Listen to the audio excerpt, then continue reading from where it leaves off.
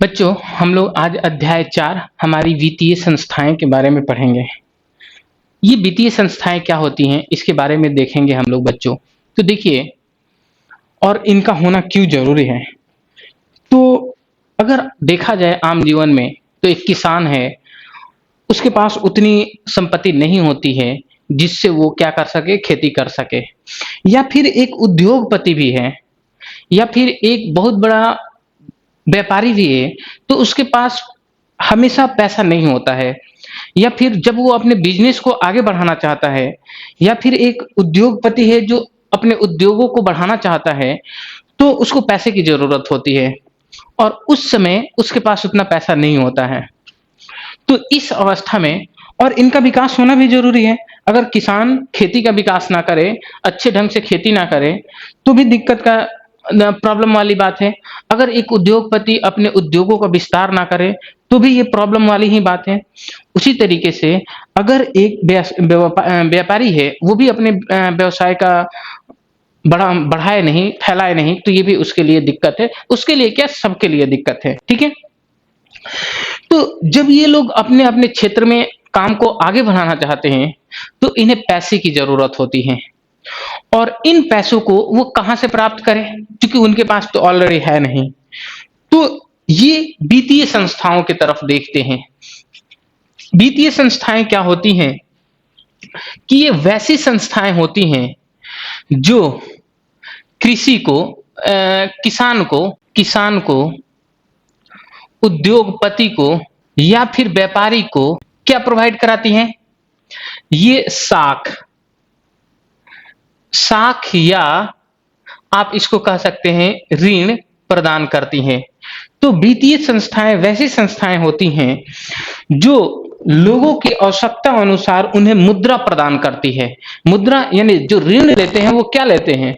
हम ऋण गेहूं चावल तो नहीं ना लेते हैं। हम जब बैंक जाते हैं तो ऋण मुद्रा लेते हैं, पैसा लेते हैं। तो जब व्यापारी को, उद्योगपति को या फिर किसानों को जो संस्थाएं ऋण प्रदान करती हैं, वो वित्तीय संस्थाएं कहलाती हैं। और एक देश में उसके अर्थव्यवस्था के विकास के लिए इन वित्तीय संस्थानों का होना बहुत ही जरूरी होता है। इसके अभाव में उस देश की विकास नहीं हो सकता है। समझ में आ रहा है ना? अब यहाँ पर देखिए कि तो बात हो गया कि वित्तीय संस्थाएं, अधिकतर वित्तीय संस्थाएं जो होती हैं, वो राज्य द्वारा पोषित एवं संचालित होती हैं।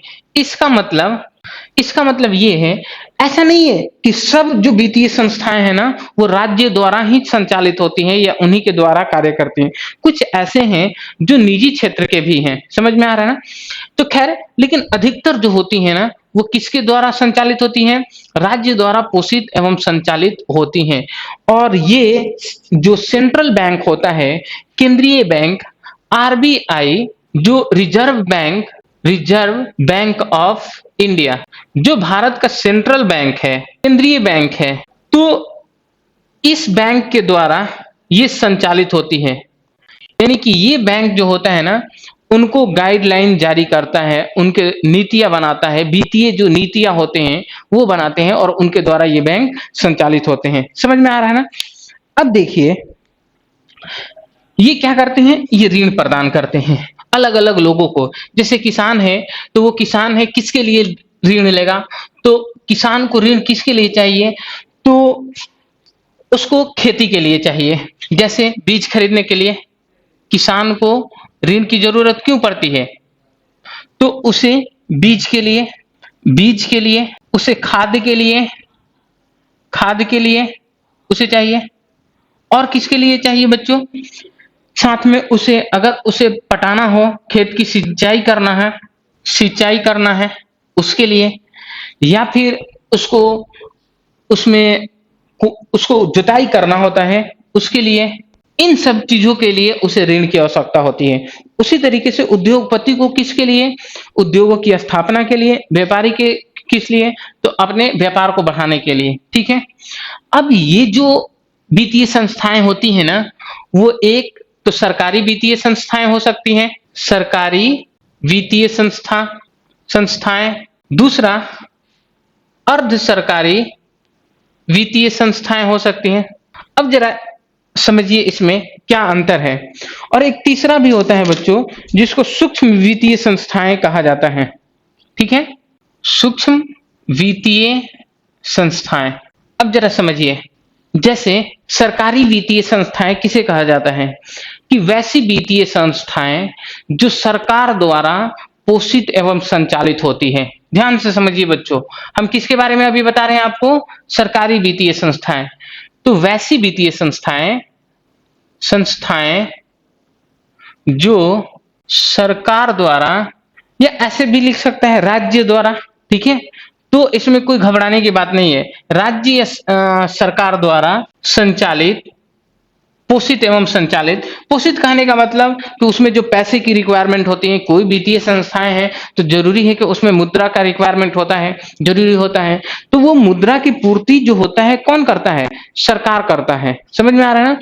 तो जब उन संस्थाओं को सरकार द्वारा मुद्रा प्रदान किया जाता है और उसके बनाए नियमों, हालांकि इससे ऊपर केंद्रीय बैंक होता है, सेंट्रल बैंक होता है, वो इनके लिए नियम बनाता है, जो कि क्या है, एक सेंट्रल बैंक है। तो वैसी वित्तीय संस्थाएं जो सरकार द्वारा पोषित पोषित एवं संचालित होती हैं, उन्हें क्या कहा जाता है, सरकारी वित्तीय संस्थाएं कहा जाता है, कहते हैं। समझ में आ रहा है ना।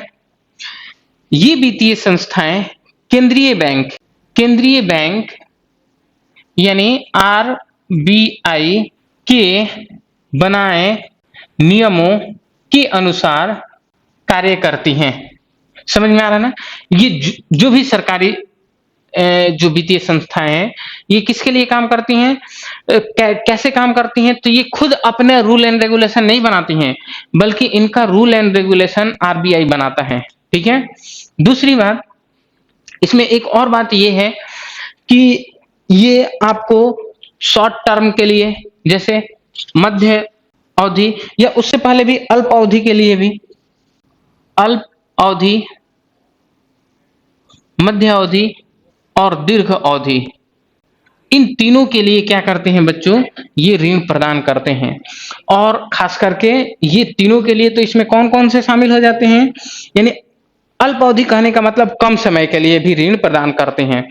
मध्य अवधि मतलब अल्प अवधि में हो गया 1 साल या 1 साल से कम, मध्य अवधि में हो गया 2, 4, 5 साल के लिए, दीर्घ अवधि में हो गया 15 से 20 सालों के लिए, 10 से 15 सालों के लिए दीर्घ अवधि में।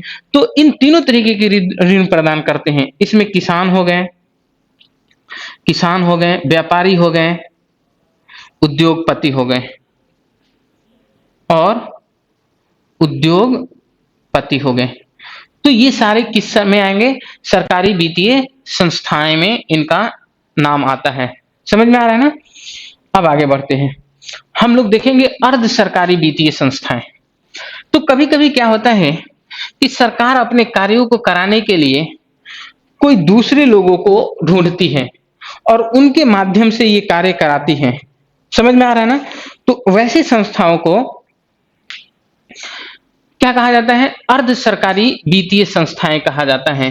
वैसी संस्थाएं जो सरकार या राज्य के विभिन्न, यानी कि एक राज्य है, उसके पास बहुत सारे कार्य हैं, वो कार्य, उनमें से कुछ कार्य को वो खुद नहीं कर सकता है और कुछ कार्य को वो खुद कर रहा है।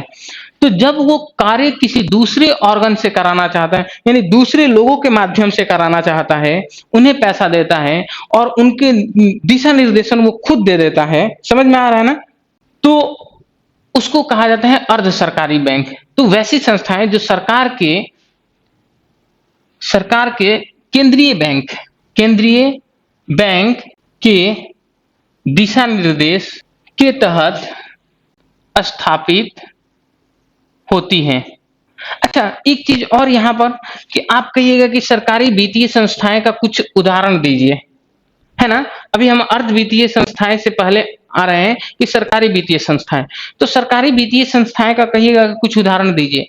तो आप जानते हैं कि एसबीआई, ये क्या है, सरकारी वित्तीय संस्थाएं हैं। State Bank of India, State Bank of India, इसमें Punjab National Bank, Punjab National Bank, इसमें हो गया बैंक ऑफ इंडिया, इसमें बैंक ऑफ बड़ौदा। समझ में आ रहा है ना? तो ये सारे क्या होंगे? ये सारे सरकारी वित्तीय संस्थाएं हैं। समझ में आ रहा है? तो वैसी संस्थाएं, यानी वैसी वित्तीय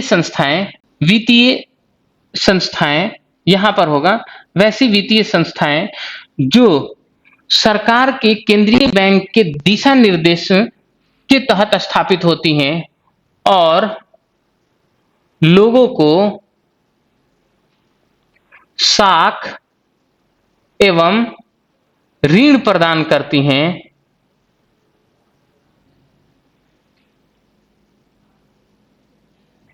यानी कि उसको सरकार नहीं स्थापित किया है, ध्यान से समझिए, उसको सरकार स्थापित नहीं किया है, उसको हो सकता है कि राज्य स्थापित किया, इन द सेंस कि मतलब कोई निजी व्यक्ति भी स्थापित किया है, लेकिन वो भी ऋण देने का काम करती है, या ग्रुप कुछ लोग मिलकर स्थापित किए हैं। तो वैसी वित्तीय संस्थाएं जो सरकार के केंद्रीय बैंक के दिशा निर्देश के तहत स्थापित होती हैं और लोगों को साख एवं ऋण प्रदान करती हैं, उसे अर्ध सरकारी वित्तीय संस्था कहा जाता है। वित्तीय संस्थाएं, समझ में आ रहा है ना? उसे अर्ध वित्तीय संस्थाएं कहते हैं। अब आइए, अब इसमें आप कहिएगा कि जैसे उसका हमने सरकारी वित्तीय संस्थाएं का उदाहरण लिखे हैं, उसी तरीके से इसका, तो इसमें आ जाएगा क्षेत्रीय ग्रामीण बैंक। क्षेत्रीय ग्रामीण बैंक ये किसका उदाहरण है? ये क्षेत्रीय ग्रामीण बैंक ये अर्ध सरकारी वित्तीय संस्थाएं का उदाहरण है।